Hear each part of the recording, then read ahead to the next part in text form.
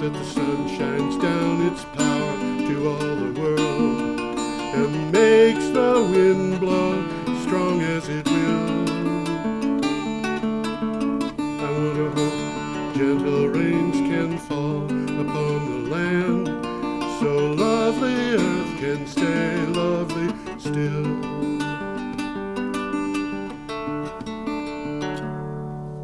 Hello, ladies and gentlemen.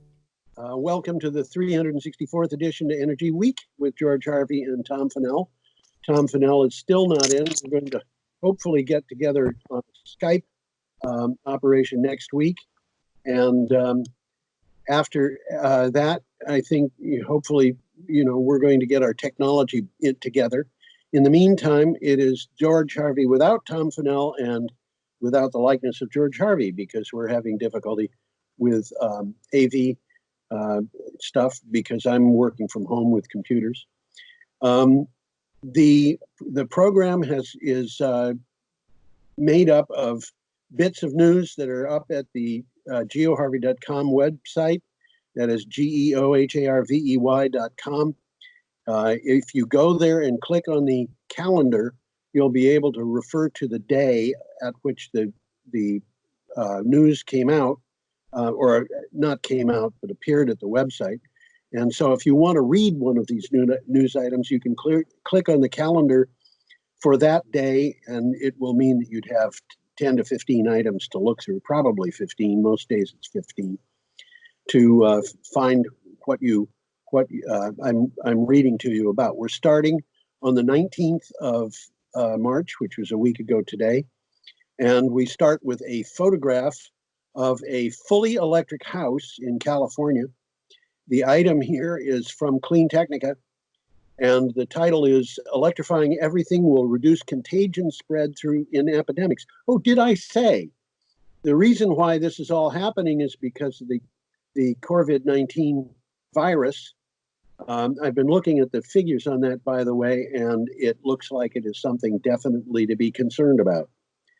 I'm not going to go into my take on that quite yet, but here we're dealing with the question of contagion and the spread of the contagion that is augmented by the fact that oil and gas have to be pumped, transported, refined, delivered, and sold. The title here is "Electrifying Everything Will Reduce Contagion Spread in Epidemics." I read that before, I'm sorry. And basically what it says is, if you've got, all of this requires, all of the use of fossil fuels requires human activity and contact between and among humans. This is largely out of sight. Just, you don't see it. You don't see people drilling the oil. But to enable your car to get to the grocery store or a sporting event or work, you have a bunch of human contact behind that. And that contrasts sharply with renewable electricity. And if you think about it, a wind turbine, for example, takes about 4 hours to service. A lot of that is because the person who's doing it has to climb a 30 or 35 story tall ladder inside the mast, by the way.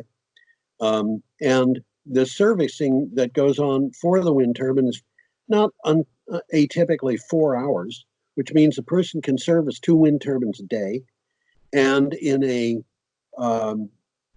wind farm, it's very likely that a person servicing the turbines would not have any human contact at all. And the turbines are operated by computer. They put electricity on the grid. The electricity is fed into the grid, and it gets to your home. And if you've got an electric car, it powers your car, and you can drive to the supermarket, and all you have to worry about is the 687 people standing in line. So isn't that comforting? Anyway, our next item is also from Clean Technica, still from the 19th of March. I'm sorry, the next item is from Renew Economy. Renewable fuels could soon be cost competitive with petrol and gasoline. And what this says is liquid fuels produced with renewable energy could be cost competitive with petrol and gasoline within the next 2 years. This site, Renew Economy, by the way, is Australian, which is why they're talking about petrol. According to a new commentary published on the prospects of what is called direct air capture techniques that convert carbon dioxide into net zero emission fuels. And I have to tell you, I'm not 100% in favor of combustion in general, although I find it's fine if we're burning hydrogen, which just makes water, and there's nothing else in terms of pollution. This thing, because it's burning carbon dioxide, it still has the possibility of producing carbon monoxide, and depending upon the way that you're doing it, a bunch of other things. But what they're doing here, to explain it, is they're taking carbon dioxide out of the atmosphere, direct air capture, and turning it into fuels, which would mean they might be turning this into methanol and burning the methanol as a fuel, or ethanol. There are a lot of different ways that this can be done. So I think we should probably go on. Our next picture is a picture of the Rutgers University Marine Field Station. This is in a publication called NJ Spotlight, New Jersey Spotlight, which is, of course, New Jersey is where Rutgers University is. And it says, coastal scientists prepare to retreat from field station threatened by rising seas. Scientists at a coastal research station that studies how rising sea levels are threatening shore communities and the environment are preparing to move their work inland to escape worsening flooding and erosion on an isolated New Jersey peninsula. The picture is actually showing the actual station that they are leaving. And if you notice, that picture has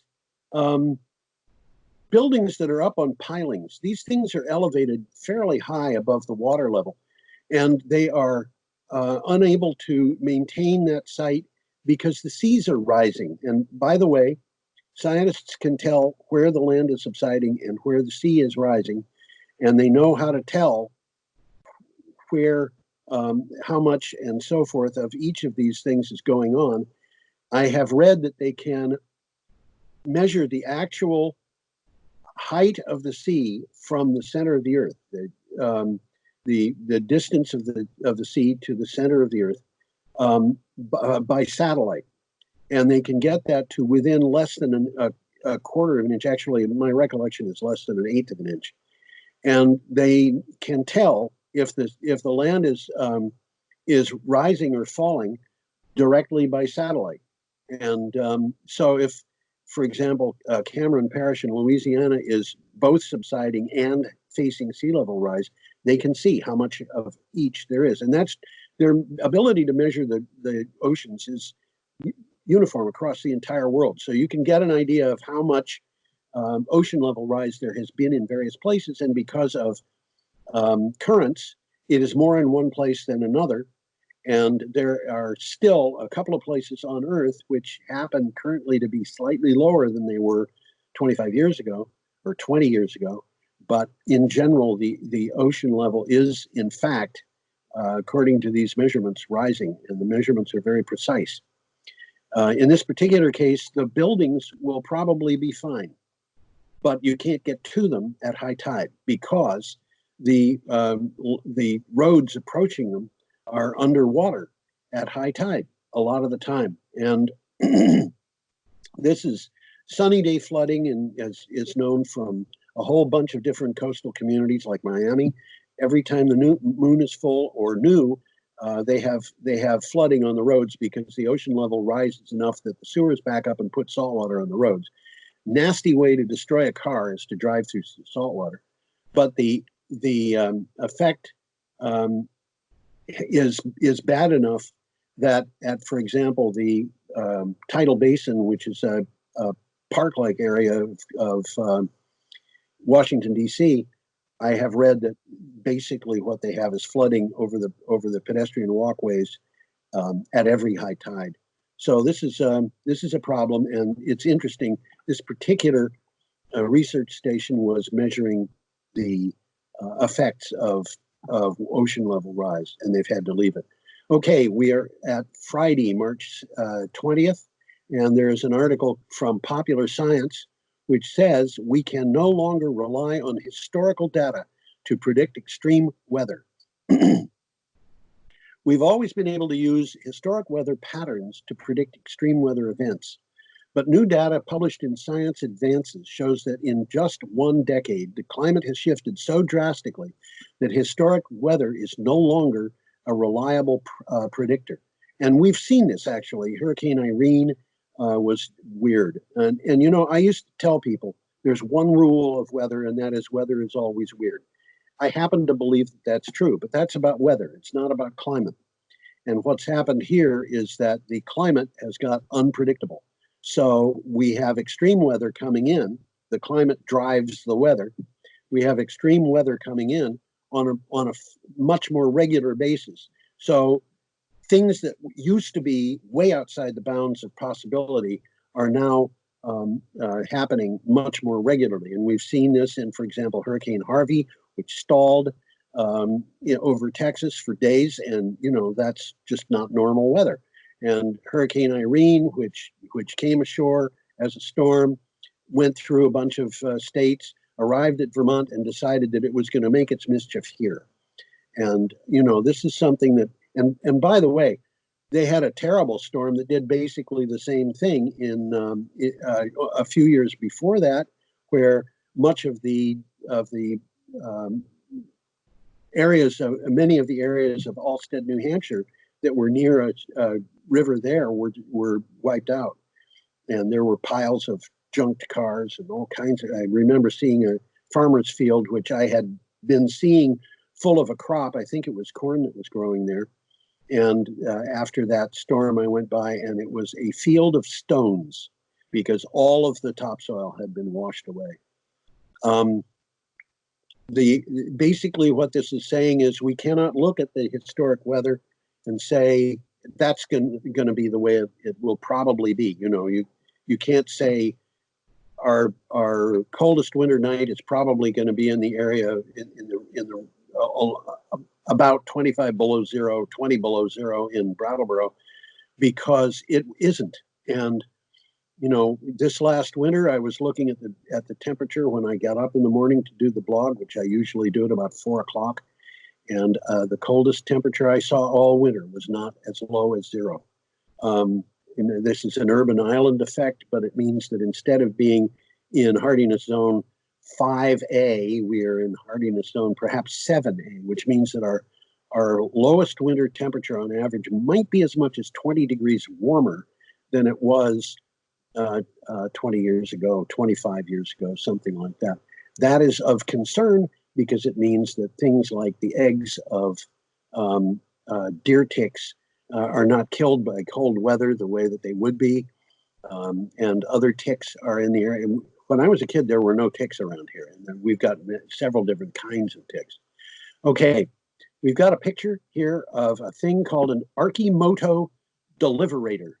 And every time I say that, I think of Arnold Schwarzenegger films, The Deliverator.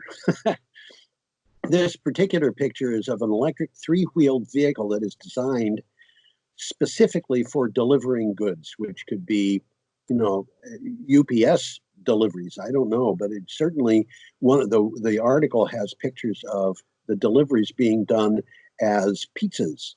And this is from Clean Technica. And the headline on this is the Emoto Deliverator could be the ultimate last mile delivery vehicle. Emoto, which unveiled the prototype of the last mile delivery version of its electric fun utility vehicle last year, is back with a sleeker, more refined version of the Deliverator. Clean Technica spoke with Emoto CEO Mark Frohnmeyer to get the inside scoop. This is basically an interview, and there's a lot of interesting information in it. But the reason I really wanted to put this up on the Energy Week show is because I thought it would be, people would find the picture, and there's a bunch of pictures with this article, a lot of them. And I thought people would find this and similar pictures interesting. This is a vehicle that would be Well, when you think about it, in a time of crisis, a person could be making deliveries with a cargo bike, and this would carry a lot more material goods to be delivered than a cargo bike. Our next item is from Clean Technica, and the title is Earth just passed second hottest February on record. The average global land and surface area surface temperature for February 2020 was 2.11 degrees Fahrenheit, which is 1.17 degrees Celsius, above the 20th century average, and the second highest on record behind 2016, according to NOAA. February also had the highest monthly temperature departure without an El Nino. Okay. The record is for 2016, but it happens that Februaries are warmer when El Nino is going on. This particular month did not have an El Nino behind it. So if you want to think of non-El Nino years as normal or ordinary, you could say that this is the hottest February that was in normal El Nino conditions, El Nino La Nina conditions, the prevailing conditions most of the time. It's the hottest February ever. And that, from my point of view, sitting here in Brattleboro, Vermont, is pretty easy to imagine is true. Okay, the next item is coming up was on the blog on the Saturday, March 21st, and it is accompanied by a picture of the U.S. Capitol building, and it comes from a website called Utility Dive. It's called Dive here because basically what they do is they have usually articles at this site have 3 bullet points that explain 3 different aspects of the article, and then they go into greater depth. The title is Unemployment Poised to Skyrocket, Creating Urgent Need to Spur Renewables. And this is according to, there's a colon here, Obama veteran of 2008 financial crisis. And I should read the synopsis first. Power sector leaders are pushing Congress to address hits to the industry in its stimulus package. A former Obama transition team member pointed out that clean energy buildouts could be the first to hire. Before Donald Trump became president, the 2 fastest growing job descriptions in the United States were solar installer and wind turbine technician. And those 2 descriptions have taken a hit under the Obama administration's approach to trying to promote and save coal and promote oil and gas, both of which they have been very specific, very clear about. That's what they want to do. They wanted to save coal, which, by the way, they have not done. And I'm sure that the number of coal jobs in the United States is significantly lower than it was when Donald Trump took office. But certainly the Dow Jones Coal Index has fallen somewhere around 85 to 90% since Donald Trump took office. And the oil and gas sector, they've been pushing oil and gas to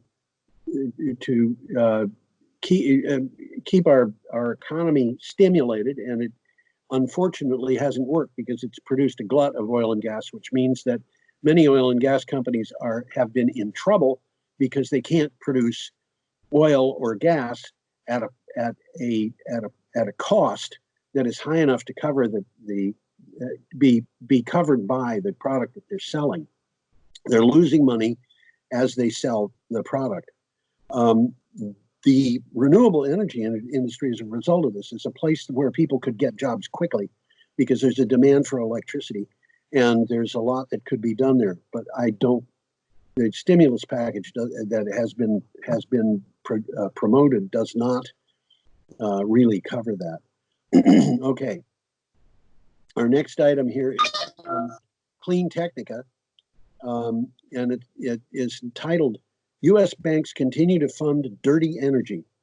A report from a collection of leading NGOs, non-governmental organizations, basically that means nonprofits, takes a deep dive into how the world banks are fueling the climate crisis. The four biggest fossil fuel financiers are, and this is worldwide, not just in the United States, JP Morgan Chase, an American bank, Wells Fargo, an American bank, Citi, an American bank, and Bank of America, which, as I recall, has not been bought out by the Chinese as yet. Together, they have put $800 billion into fossil fuels since the Paris Agreement.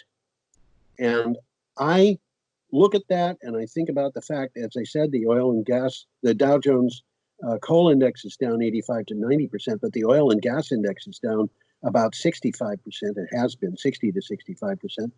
And this just looks like a bad investment beyond the damage that is being done by burning fossil fuels to, first of all, the climate, but over a longer period of time, people have known for many, many years that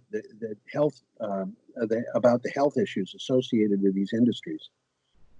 Our next item, let's see, we're still on Saturday, March 21st. Our next item is from Renews, and the title is COVID-19, 25 gigawatts of U.S. wind projects at risk. As much as 25 gigawatts of U.S. wind projects are being put to risk by COVID-19, according to analysis by the American Wind Energy Association.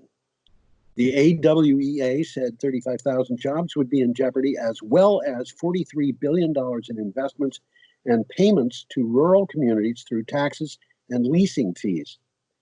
I'm not sure what to make about this. Obviously, the American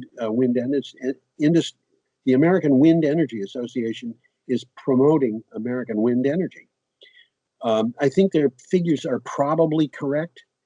I don't know how great the threat is compared to, I think the threat is very great, but compared to other industries, I have a feeling that this is going to be seen in Washington as just one more voice in a mob of voices. So, as I said, I'm not sure what to make of it. I don't know that anything is going to come of it. Come of the fact that they're complaining. We are up to Sunday, March 22nd, and here is an item from Nation of Change. The title is Coal Industry Group asks federal lawmakers to cut funding for Black Lung program, citing COVID-19.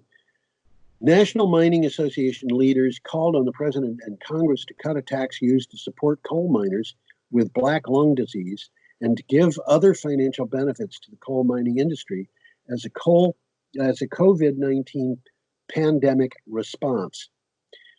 Okay, I expected that the coal mining industry would go to Congress and say, we've got a problem with COVID-19, please give us lots and lots and lots of money. The idea that they would be asking to cut funding for black lung disease among coal miners strikes me as being just a little bit beyond the pale, at least. And the result of that is, well, I just don't know what to say about it, except that I don't think that I think there's something fundamentally wrong with this. The problem with the black lung disease, these guys who have black lung disease got that disease in the coal mines. They're not getting COVID. They didn't get COVID-19 in the coal mines. They got black lung disease. And yes, we need to have help for a lot of people with COVID-19 because of COVID-19, but taking that help away from people who are suffering from black lung disease strikes me as being really heartless and counterproductive, both economically counterproductive. And I take offense at this. And I realize that the American Wind Energy Association is asking for help. The coal mining industry is asking for help. They're both asking for help. But the American Wind Energy Association is not going to Congress and saying, we think you should cut help for people who have suffered in some particular way. You know, we shouldn't have to pay for, well, if they had produced damage, we shouldn't have to pay for damage that we produced. They aren't doing that. But I think it suffice it to say I take offense at the coal mining industry for doing this. We have a slide here of a peat bog in Belarus. This is a picture that was taken, that came from a UN news item, an item in a publication called UN News. And the title of it is World Water Day, Often Overlooked. Wind Resources Are Essential Part of the Solution for Climate Change. And I think this is really important. On World Water Day, the UN launched a flagship report that says reducing both the impacts and the drivers of climate change will require major shifts in the way we use and reuse the Earth's limited water resources. You know, people don't think about water as limited because you look at a globe and most of the world is covered with water. The thing is, that water is salt water. And as a matter of fact, it's getting polluted to the point where it is being threatened. But here, it's not just salt water, it's also fresh water. When I was a child, before the Clean Water Act was passed, the Ashwillet River across the, on the other side of the Connecticut River from Brattleboro and downstream a little ways is the Ashwillet River, which enters the Connecticut River at Hinsdale. And that river very often had soap suds on it because all of the laundromats between Hinsdale and Keene were dumping their outgoing what we would call gray water. It's just water with soap suds in it, but they were dumping enough of it into the Ashwillet River that the Ashwillet River was full of soap. And it also had in it at that time scraps of leather working factories and paper factories and so forth. And that got cleaned up, but it is threatened today. The picture here of a peat bog is interesting because it shows what things are valuable for and the fact that people would not necessarily see their value. Peat moss, this is sphagnum moss, grows very rapidly, as do a lot of water plants. They grow particularly rapidly if there's a lot of carbon dioxide available, because that's a building block in their cell walls. So they grab carbon dioxide out of the water. Well, water that doesn't have peat moss or something like it in there to take out the carbon dioxide gets full of carbon dioxide. And the reason for that is because the fossil fuels that we burn produce carbon dioxide that gets into the atmosphere, and the overwhelming majority of what's there is washed out by rain because carbon dioxide dissolves in water really, really easily. Carbon dioxide is the thing that gives seltzer water or soda pop its fizz. It dissolves really easily. It also comes out really easily, but a lot of it goes down into that water, and it is picked up by the sphagnum. And the sphagnum basically it produces a toxin that kills almost everything below it. It covers the water pretty densely, and you can actually use it to provide packing for a wound because of its antiseptic value, because of these toxins that are toxic not so much to human beings, but they're toxic to microbes.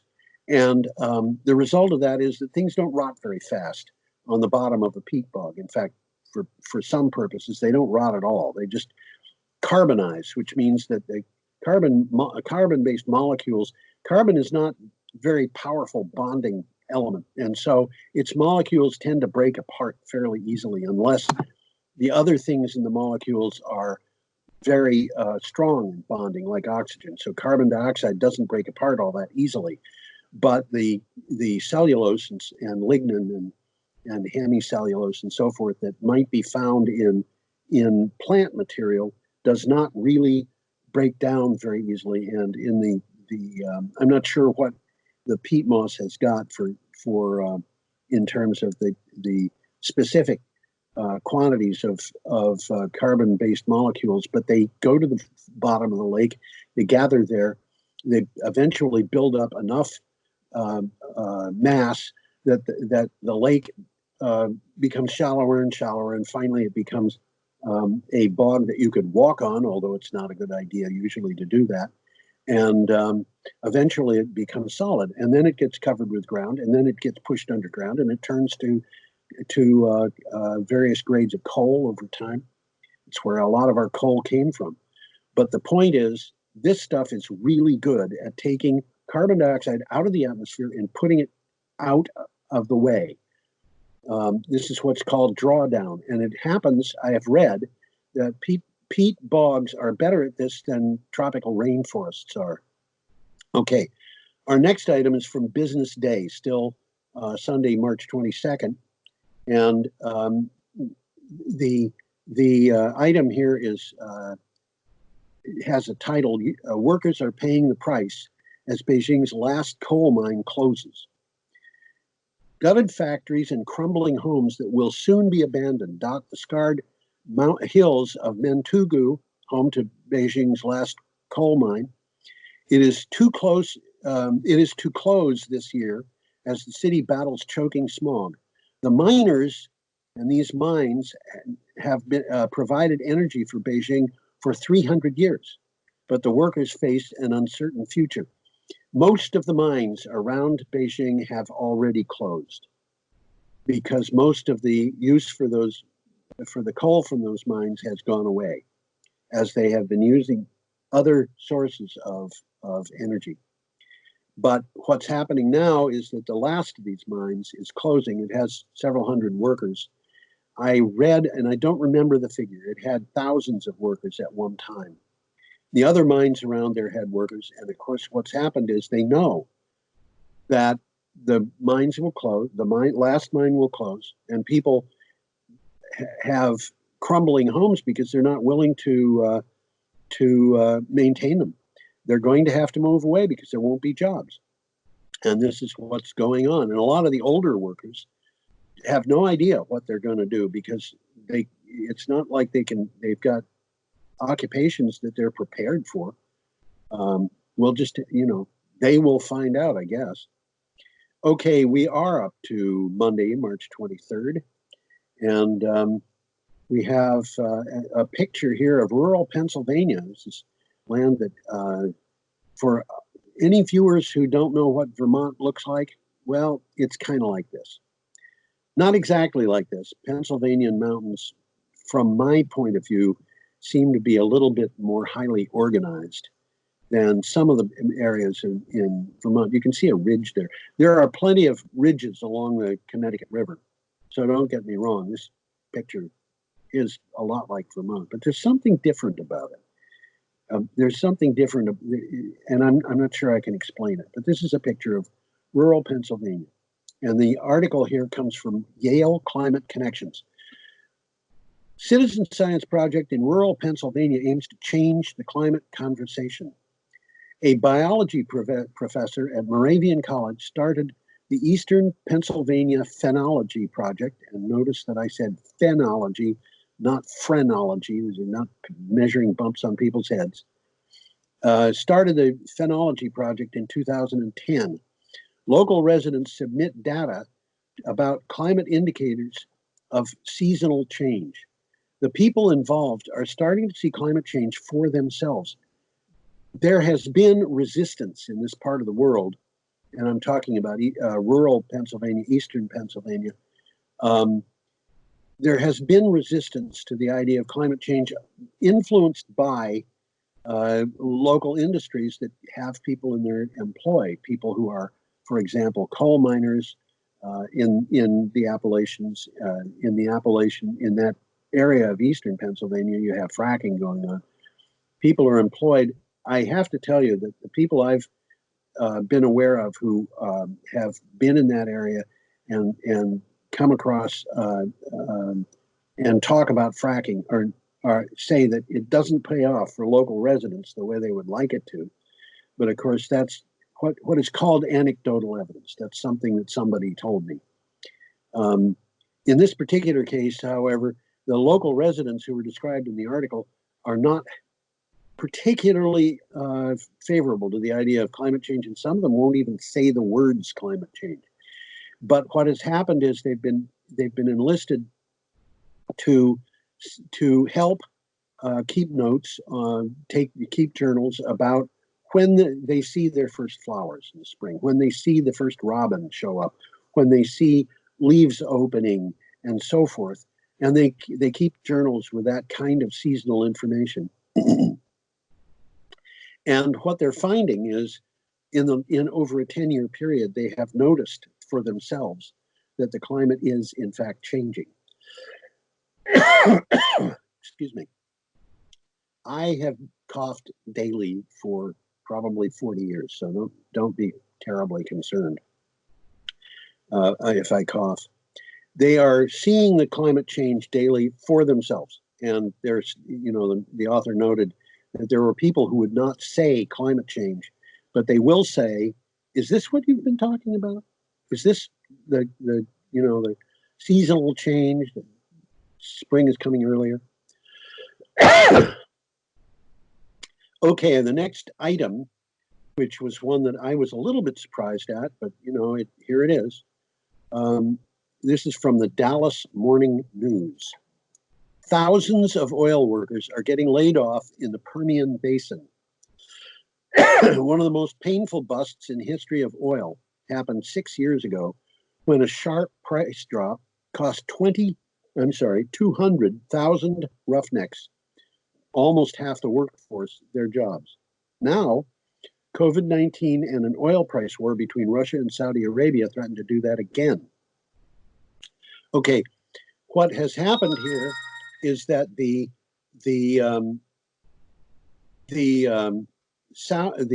oil industry has been suffering for years because the amount of oil that we're putting out from shale oil, the amount of oil that we're putting out from fracking, the things that Donald Trump has been saying, this shows you that we're successful. We're able to export oil. Those amounts of oil have driven down the price. Now, the most immediate, the United States is the biggest oil exporter in the world, and it didn't replace Saudi Arabia in that title of being the biggest. It replaced Russia, which had replaced Saudi Arabia. And the Russians and the Saudis, of course, are leaders of OPEC. The Saudis have not joined OPEC, but they have become part of an organization which is referred to as OPEC Plus. It's OPEC plus Russia. And what has happened is their income from oil has been driven down by competition from the United States. Now, all of a sudden, it's driven down even more because with the COVID-19 virus, the people who had been traveling are not traveling. They're not driving their cars as much. They're not going on air trips. They're just not doing what they had been doing. And factories are closing down. And now entire economies have been closing down. In Italy, basically, everybody's staying off the streets. We in Vermont have been told, stay home unless you've got something really important you've got to do. Well, really important in Vermont may be different from really important in Milan. But in Vermont, the governor said, well, you should go out and walk for exercise. But the certain kinds of stores that are not essential have closed. The hospital called me up I had an appointment, and they said, could we put that off for a month? Somehow I feel that appointment is probably going to be off for more than a month. But nevertheless, the COVID-19 virus drove a decrease in demand for oil. And that decrease in demand drove down an already low price of oil. So the Saudis called a meeting of OPEC Plus. The Russians and the Saudis disagreed at that meeting. The Saudis said we should restrict our output so that we can keep the price of oil up. The Russians said we aren't going to do that. And so the Russians basically have just said we're going to produce as much oil as we can. And the Saudis said, well, we don't want to lose market share to the Russians. And the result of that, and I'm sure that the people who are involved in this on both sides knew that this was going to be a result. They may not have actually had it in mind as a result. On the other hand, they might have. The biggest loser in the price war between Russia and Saudi Arabia isn't either Russia or Saudi Arabia, it's the United States, because American oil costs a lot to produce, Russian oil and Saudi oil do not. And so the Russians can sell oil at $30 a barrel for years, and the Saudis can sell oil at $30 a barrel for years. But if the Americans try to sell oil for $30 a barrel, fracking and shale oil operations are going to be going out of business. And they are now more than half of all the oil produced in the United States. Okay, our next item, still March 23rd, is from Renewables Now, and it is entitled BP, RWE, Others Plan Germany's First Green Hydrogen Network. Now, there's a picture here that is a picture of the network, sort of. The square, or rectangular, I should say, box in the kind of, in the west side of Germany, well, above the center, it's called northwestern Germany, is the area where this is happening. They're building, well, let me read the synopsis. A group of companies, including BP and RWE, agreed to develop Germany's first green hydrogen network to link producers with industrial customers. They propose a 130-kilometer grid in northwestern Germany to transport green hydrogen from a 100-megawatt electrolyzer. 120 kilometers is, I think, about 75 miles. And what's happening here is, in the picture, you can see toward the center at the top are wind turbines. The wind turbines are putting electricity into a power station which has an electrolyzer at it. And what's happening here is any excess power that is, that the wind turbines produce is going to be used by that electrolyzer. Instead of telling the wind turbines that they can't produce power, we're going to use this to electrolyze water. You take 2 molecules of water and you electrolyze them, and they're going to produce 2 molecules of hydrogen plus 1 molecule of oxygen. You can release the oxygen into the atmosphere. It's not going to hurt anything, at least at the levels that we've got. The hydrogen is put into these pipes. And what happens here is the pipes go to various refineries and chemical factories and things like that to be used as a fuel, mostly as a fuel. It can be used for other purposes, and instead of natural gas. And those industrial sites will typically either burn the hydrogen or put it through a fuel cell apparatus to produce electricity or heat or whatever it is they need, or they may use it as I said, a chemical feedstock. And if they're using it as fuel, it's going to be replacing natural gas. This means that you can get something that, and when it burns, it produces water. It uses up the same amount of oxygen you released into the air when you made it. It will burn up exactly that same amount of oxygen to make water, which is where you got it from in the beginning.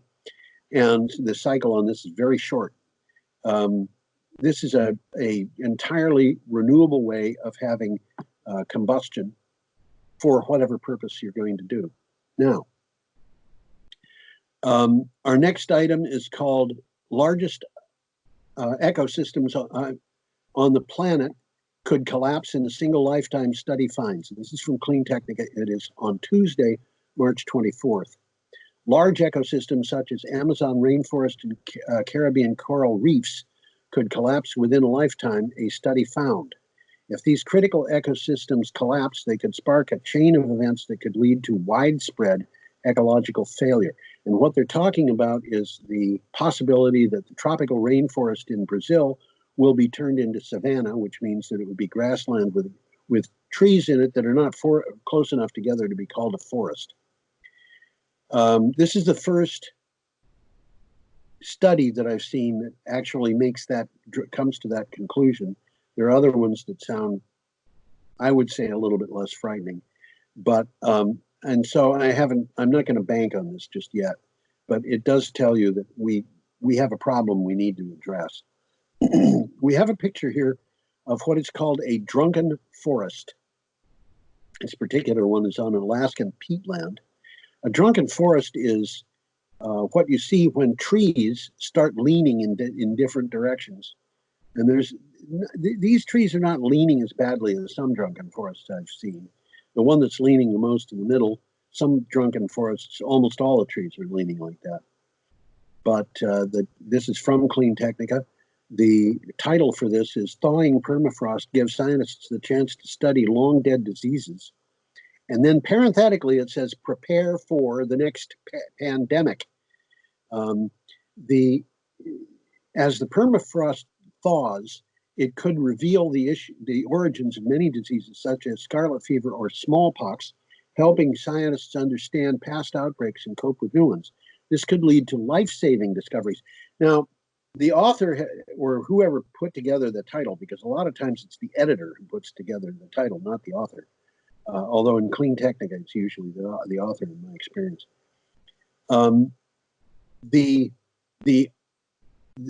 Whoever prepared the title put our attention on the idea that maybe a disease that we've already seen but it has gone away could be brought back to life. And to a certain extent, this is true. There was a child who died in Siberia, and a number of people who got sick because they got anthrax after an elk that had died and frozen, I think, centuries ago, thawed out, and they got anthrax from that dead elk. But other diseases, including smallpox and scarlet fever and things like that, might come back. I think the only one I would be terribly worried about would be smallpox, because it's the only one that's been rendered extinct. And yeah, it could conceivably come back, and we wouldn't be as prepared for it as we might want to be. But the article also focuses on the fact that this is happening, that the thawing is happening, means that they can get what were relatively freshly frozen samples of material from the bodies of people who died, for example, from the Spanish flu. And they can do scientific work on that, on those materials that is something that they would not be able to do because they haven't had the materials available. Okay, our next item is from the Oklahoman.com, and its title is Navigant Research Report Shows Offshore Wind is Expanding to New Markets as Technology Prices Decline and Renewable Energy Becomes More Attractive. Improved technology and rapidly declining costs have combined to move the offshore wind market forward, according to a report released by Navigant Research. It's interesting to me that the Oklahoman, which is published in Oklahoma, amazingly enough, is particularly interested, I should say, about offshore wind, because they have lots of onshore wind that they can have, and the offshore wind, there are not very many places in the United States that are farther from potential offshore wind sites than Oklahoma.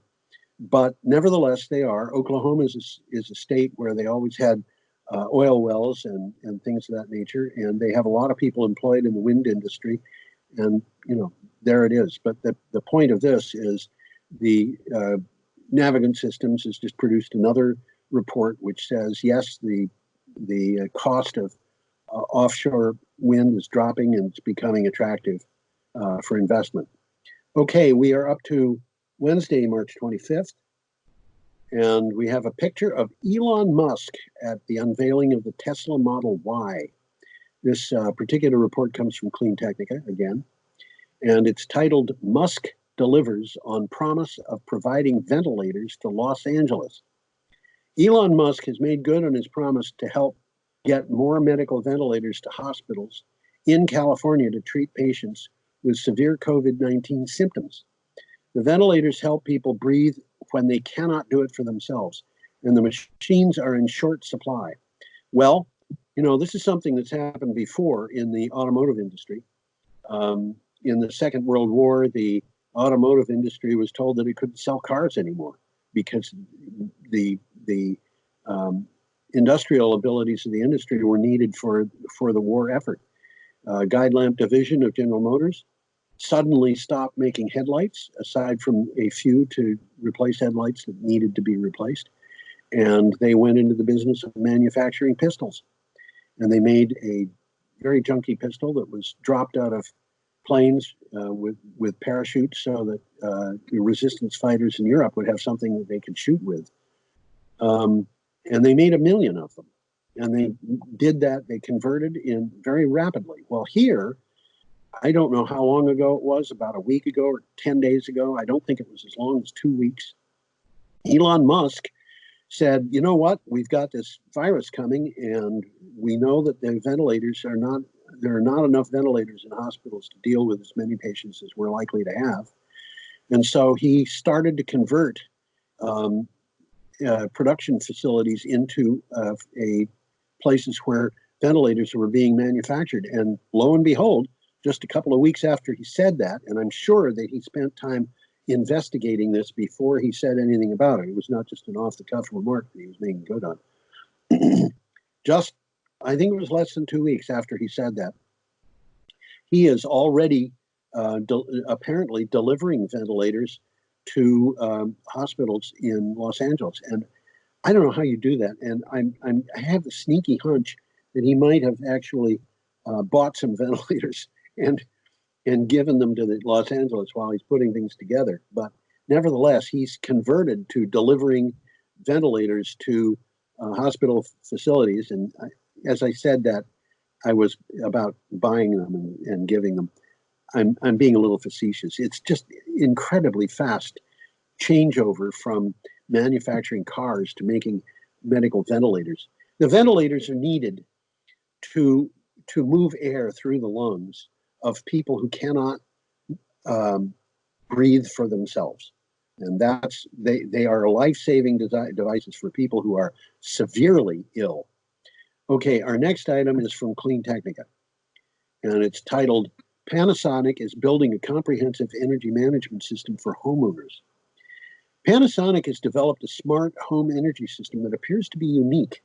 In one version, for example, energy from photovoltaic panels is not converted from the panels in native DC power to household AC power and then back again to be stored in batteries, which is what usually happens with battery backup systems that are tied to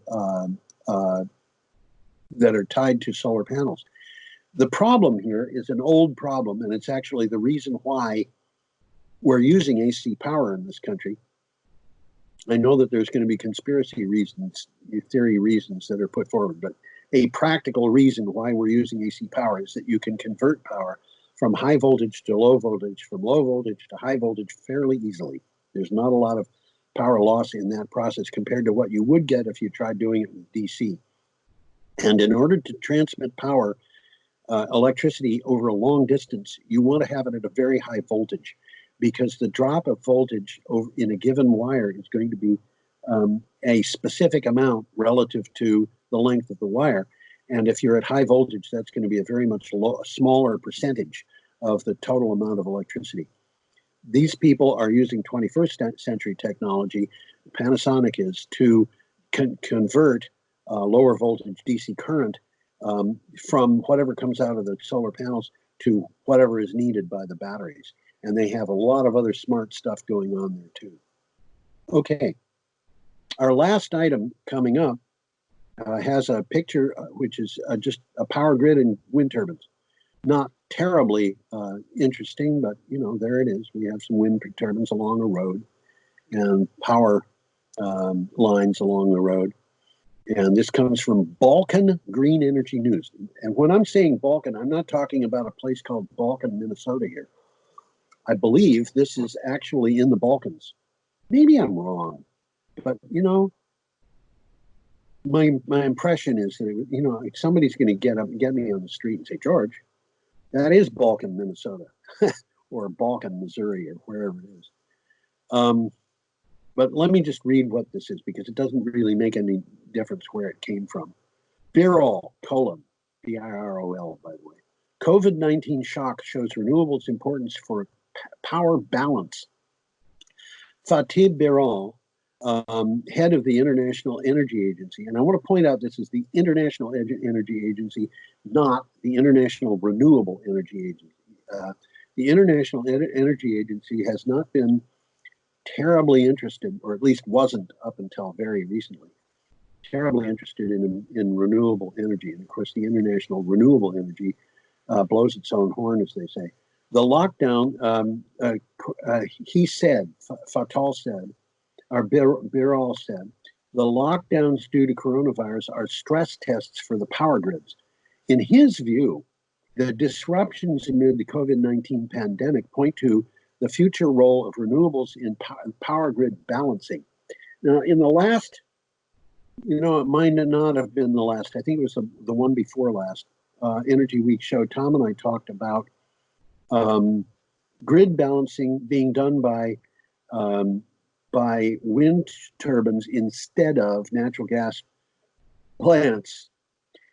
To make sense of this, you have to understand the old baseload power plants were built on the idea of efficiency of scale, and that's what they were. They were built on efficiency of scale, and